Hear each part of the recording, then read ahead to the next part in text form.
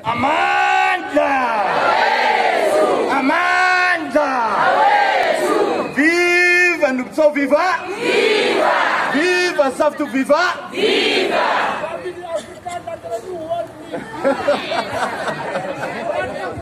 Comrade Chairperson and comrades, I first of all want to bring the revolutionary greetings and solidarity to your struggle from the Marxist Workers' Party, as well as our comrades across the world organized under the Committee for a Workers' International.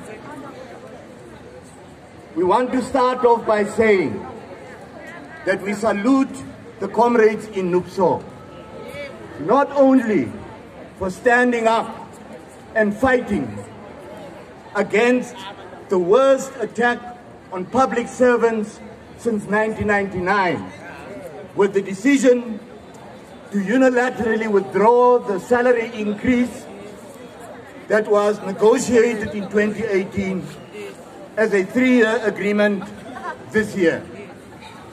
We demand the full payment of that salary increase backdated to the 1st of April.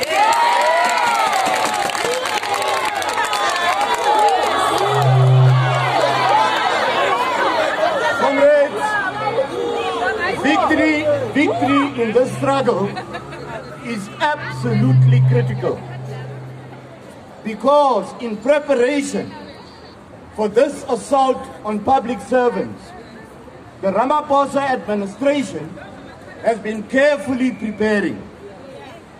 They are the ones that introduced amendments to the Labor Relations Act that are designed to cripple the right to strike, to allow the government to use scabs in order to do the jobs of workers who are on strike. They introduced legislation to limit the number of workers and to increase the distance that those workers may stand away from their place of employment when they go on strike. So what happened this year with the decision to refuse to pay illegally to refuse to pay an increase is not an accident. When the government made the announcement, they did so warning that this refusal to pay the increase is but a first step on a war that they are going to conduct on public servants, the implication of which is that in the future, all public servants will be reduced to the status of EPWP workers. And we are calling upon all those permanent workers in the public service to see in the slave-like conditions of the EPWP their own future. This struggle ought not to be led by Nupso alone. And we commend the comrades in Nupso for setting an example. This is a struggle that every single union in the public service should have been a part of. Because it is their wages, it is the income of their families, it is the jobs of all workers that are at stake here. And we should regard this, as Comrade Malema indicated, that this is but one battle in a war that has to be fought to a conclusion and that must end in victory for the working class itself. I want to just touch on one point that was raised by the Comrade Regional Chairperson. He made the point, as you did indeed in one of the songs that you were singing here about Senzo, that this ANC government owes the fact that it is in power to the votes of the working class in this country.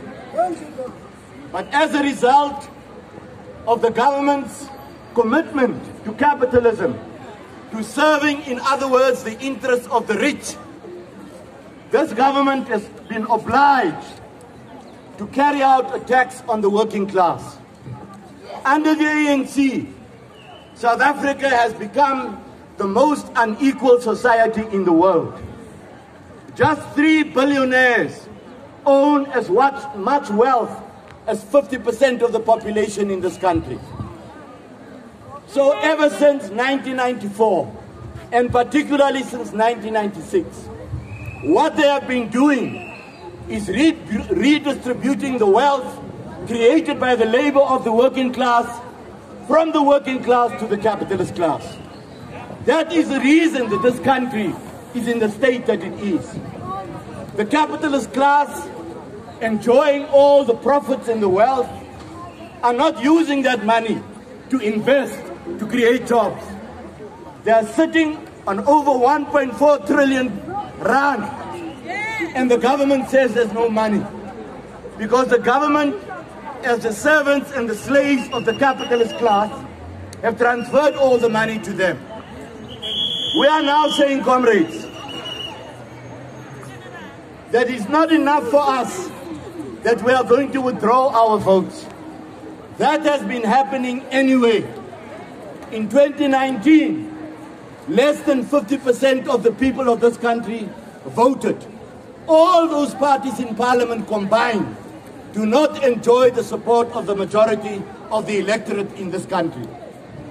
But comrades, if, as Comrade Regional Chairperson pointed out, we are going to create a socialist society, that can only be done, as Comrade Malema pointed out, on the basis of the unity of the working class.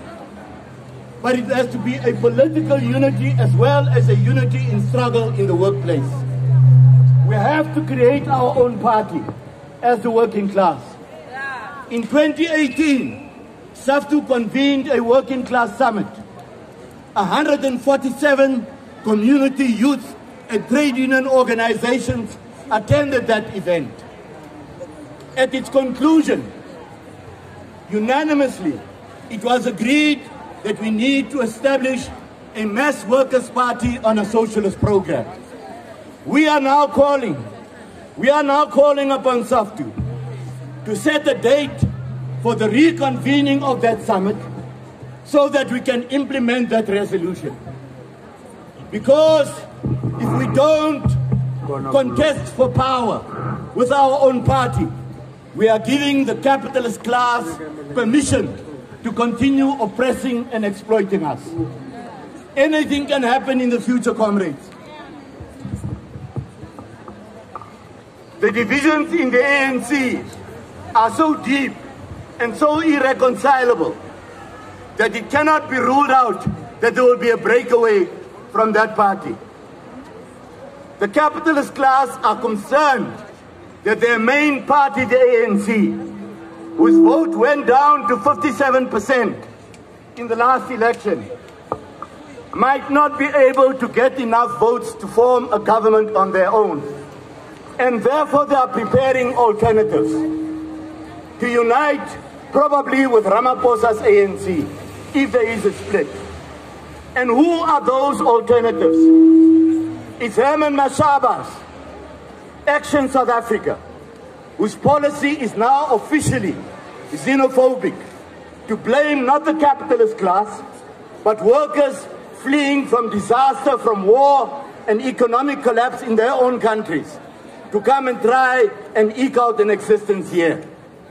What we need is workers' unity, not only in South Africa, but across Southern Africa and indeed across the continent and worldwide.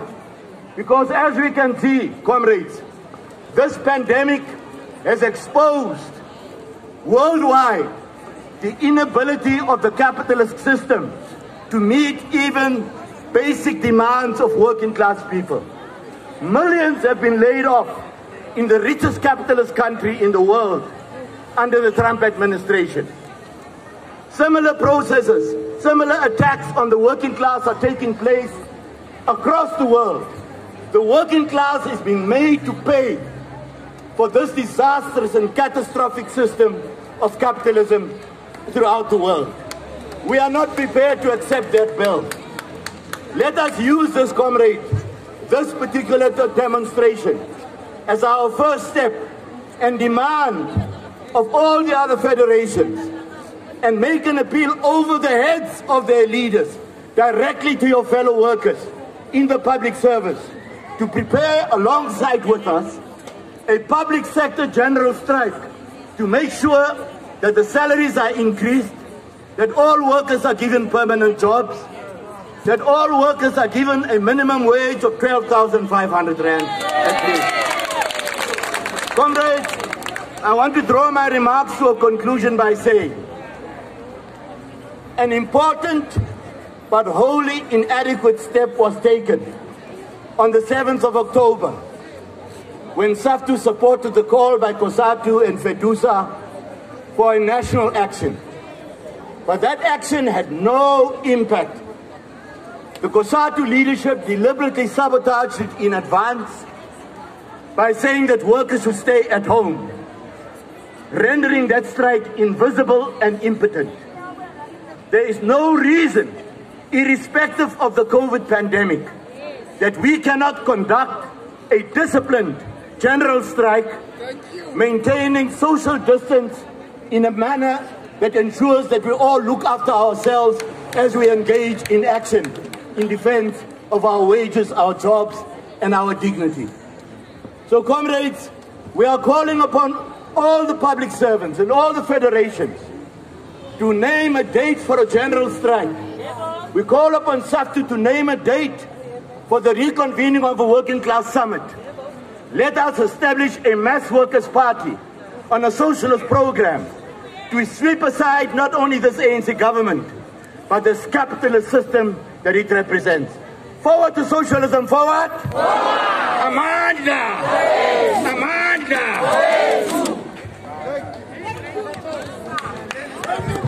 Amandla! Amandla! Comrades, the General Secretary